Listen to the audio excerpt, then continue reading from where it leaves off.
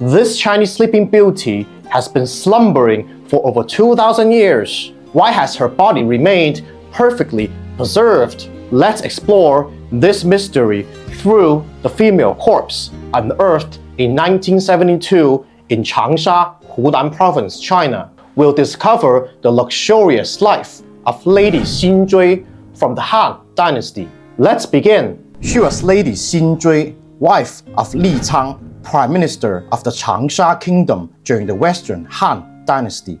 She was a fashionista and foodie, even keeping pets as a noblewoman.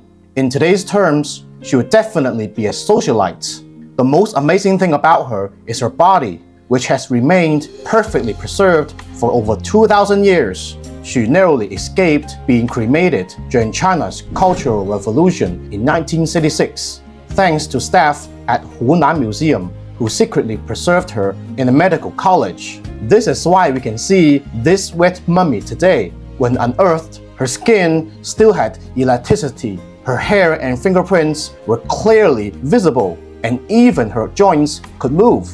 She looked as if she was sleeping. How did her body avoid decay? 4 key factors: deep burial, airtight ceiling, oxygen deprivation, and sterility. Her tomb was buried 20 meters underground. Around the coffin was half a ton of charcoal and more than a meter thick layer of white paste clay that neither absorbed water nor allowed air through. Her body was wrapped in 22 layers of clothing and sealed in a series of nested coffins. Experts found that the initial stage of decomposition quickly exhausted the small amount of oxygen in the coffin and produced organic acids, preventing bacteria from growing and stopping decomposition completely. This is why the artifacts in her tomb also look brand new. The ceiling was that perfect. Her cause of death has long been a mystery. After autopsy, scientists found her suffered from multiple health issues: gallstones, coronary heart disease, atherosclerosis, and a herniated disc. She was also infected with parasites, and her esophagus and intestines contained 138 undigested melon seeds. Experts believe she likely died of a heart attack triggered by eating too much melons, making her history's first documented case of death by melon overdose. She must have loved beauty very much, as we can tell from her burial clothes. The most stunning pieces are 2 plain silk gauze scones as thin as cicada wings. Let's see how thin they are. Fold 10 layers and place them on a newspaper, and the words and pictures are still clearly visible. Plain silk means undyed white silk, and gauze gown is a basic style without a lining. The straight front version weighs only 49 grams. It was stolen in 1983, but the thief, probably feeling guilty, threw it in a park. Staff found it and returned it to the museum, where it has been on display ever since. The curved front version is longer and wider, but even lighter, only 48 grams, making it the lightest in the world. It was slightly damaged when unearthed, and to avoid light damage, it's carefully kept in a warehouse most of the time. To mark the 50th anniversary of the mawangduihantomb's excavation, Hunan Museum publicly displayed the curved front gown for the first time in an exhibition in 2024, which also put an end to the rumor that it was destroyed. Lady Xinjui must have been fond of Maillard colors. She had several silk cotton robes alone. There's a brown rhombus patterned silk cotton robe with Xinqi embroidery, the straight front silk cotton robe with yellow silk base, printed and painted patterns, and the vermilion rhombus pattern curved front silk cotton robe. All were high-end custom pieces made by top embroiderers, stitch by stitch. The vine-like patterns on the outer silk were all hand-painted by craftsmen, and the inside was filled with soft silk cotton for excellent warmth. She had the same style in different colors. She wanted them all with beautiful clothes. Makeup naturally followed. This high-end dressing box is a painted 2-layer lacquer box with 9 small compartments. It's coated with black-brown lacquer on the outside, inlaid with gold foil. and decorated with red and white painted cloud patterns. Low-key, yet luxurious. Open it and there's more to discover. The upper layer holds silk cotton towels, gloves, and a mirror cover. The lower layer has 9 grooves, each with a small box for storing rouge, white facial powder, small tweezers for shaping eyebrows, silk cotton powder puffs, combs, fine-tooth combs, needle cases, and wigs. She was truly the originator of organizing storage. Even more amazing, the silk cotton powder puff she used is almost identical to modern ones, designed to be gentle on the skin. Wig pieces aren't a modern invention either. Hers were made of real human hair. The high skull top hairstyle was already in use during the Western Han Dynasty, over 2,000 years ago. If she had a YouTube account, she would definitely be a top beauty uploader. She was also a food lover. The bamboo slips buried with her list, 89 dishes in total. On this food list, her staple foods included the 5 grains for a bountiful harvest: rice, wheat, millet, beans, and broom corn millet. Inside a round lacquer box with phoenix and cloud patterns, there were yellow and white rice and wheat foods, possibly some kind of cakes. It's clear she cared a lot about balanced nutrition. She loved eating meat too. There were wild rabbit bones in the bamboo containers, with small wooden tags writing pan-fried wild rabbit. Swans, cicadere, and silver carp were her favorites. As a noble lady, she must have served plenty of meat when entertaining guests. She also enjoyed thick soups. When the cloud pattern lacquer tripods was unearthed, lotus root slices from thousands of years ago were still visible. They melted when shaken. Fortunately, experts recorded this moment in time. There was also fermented soybeans mixed with ginger slices. Maybe people in China hadn't started eating chili peppers over 2,000 years ago, but she was also enjoying fermented soybeans. Lady Xinjui was fond of all kinds of fruits: melons, jujubes, pears, plums, bayberries, oranges, and loquats. She truly achieved fruit freedom. In short, she had it all: meat soups, barbecues, fried foods, hot pots, steamed dishes, seafood, land animals, and birds. Nothing was off the table. We can feel the joy this Han Dynasty noble lady found in eating. While the ingredients were abundant, her dining ritual was also top-notch, as you can tell from her tableware.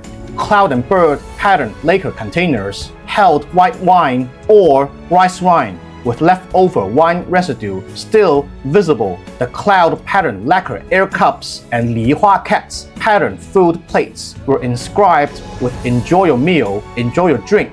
After over 2,000 years, the characters are still clear and the wishes are still sincere. Many plates were painted with Li Hua cats in different poses, said to scare away mice, and Li Hua cats were one of the 8 gods worshipped in ancient Chinese La festival. It's obvious Lady Xinjui loved cats very much. So, she was also a noblewoman who kept pets. There was also a lacquer barbecue tray paired with lacquer plates, lacquer air cups, bamboo skewers with meat, and bamboo chopsticks. A typical scene of eating skewers. It turns out she not only liked drinking, but also enjoyed barbecues, savoring the joy of barbecue with wine.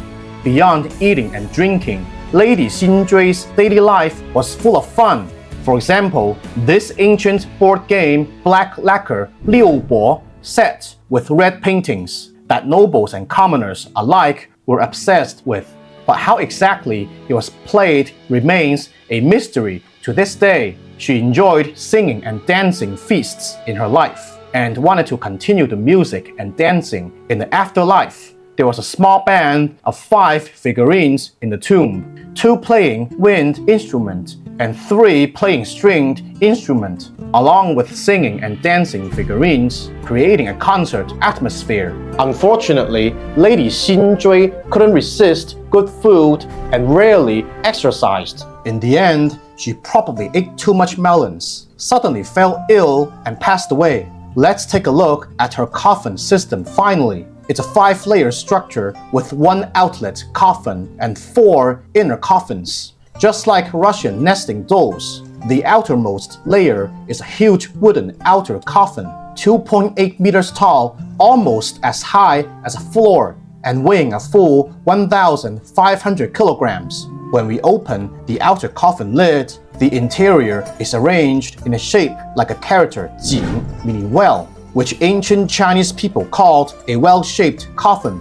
Isn't that vivid? Burial objects filled the surrounding area, and in the middle was the first layer, a plain black inner coffin. It was very simple and low-key, as if fooling tomb robbers into thinking there was no treasures inside. Opening the black wooden coffin, we see the second layer, a black painted coffin with colorful patterns. It's entirely black, but the paintings are bright and vivid. Mythical beasts running through flowing clouds, as if they would jump out the next second. More than 100 immortal look lifelike, and the clouds spread like flowing water. Maybe this is the fairyland that people in the Han Dynasty imagined. Inside the black painted coffin is the third layer, a vermilion painted coffin with exquisite patterns. On the vermilion base, the head end has a painting of 2 deer climbing a fairy mountain, and the foot end has 2 dragons passing through a jade disc. The coffin cover shows 2 dragons fighting 2 tigers, symbolizing protecting and guiding the deceased's soul to heaven. On the left side, there are paintings of 2 dragons, a tiger, a deer, a vermilion bird, and feathered immortals. Various auspicious patterns overlap, looking majestic and mysterious. Inside the vermilion painted coffin is the final silk decorated inner coffin, where Lady Xinjui was laid to rest. Spread on the coffin cover is one of the treasures of Hunan Museum, a colorful T-shaped silk painting called Flying Clothes, which is a soul-calling flag. The top end is wrapped with a bamboo pole used to hang it up and guide the soul back, fulfilling Lady Xinjui's wish that her soul ascends to heaven and her spirit enters the earth. The silk painting is divided into 3 parts: heaven, the human world, and the underground. The underground section shows a naked giant, probably the god of the earth, holding up a white platform that symbolizes the earth. Beneath the platform is what the ancients called the underworld. The giant stands on whale-like monsters with snakes under his crotch, creating a gloomy and dark feeling. 2 dragons passing through a jade disc divide the human world into upper and lower parts. In the upper part, Lady Xinjui holds a cane and faces west, escorted by maids. In front of her, heavenly messengers are already waiting to welcome her to heaven. In the lower part, there are 2 human-headed bird-bodied figures, Goumang, the god of spring, blessing the tomb owner. Below Goumang is a scene of 7 people offering sacrifices to Xinjui. In the heaven section, Fei Lian, the soul-calling bird, is waiting for her. At the gate of heaven, the gatekeeper opens the door wide to welcome Lady Xinjui's soul. In the vast heaven, winged dragons, cranes, divine deer, and other fairy beasts surround her, showing that her soul has ascended to heaven and merged into the Tao. At the top is Zhulong, the god with a human face and snake body, who rules heaven. The T-shaped silk painting is exquisitely detailed, depicting the Han Dynasty people's imagination of heaven, earth, the universe, life, and death. Laying in this 5-layer coffin system, Lady Xinjui must have had good sound insulation. She couldn't hear kittens running around or terracotta figurines chatting next door. She has been sleeping quietly for over 2,000 years. Are you curious about Lady Xinjui's husband and son? Unfortunately, her husband's tomb, number 2, was robbed during the Tang Dynasty. Only 3 seals remained, inscribed with the characters Prime Minister of Changsha, Seal of Marquis Dai, and Li Cang. This is how we know the family's names and which noble clan they belonged to. Her son's tomb was not well preserved. Only his remains were found when unearthed. But a large number of weapons and maps show he once participated in a campaign against the Nanyue kingdom. That's why Lady Xinjui herself is the most familiar to us today. Over 2,000 years later, the story of Lady Xinjui's noble life is still a legend. The mawangduihantomb, where she lies, not only preserved the body of a legendary noble lady, but also fully showed the life and imagination of a wealthy family in the Western Han Dynasty. It's as if they are walking out of the depths of time, telling us the story of that era. If you liked the topic of this video, don't forget to like and subscribe to Larry, and I'll see you in the next video.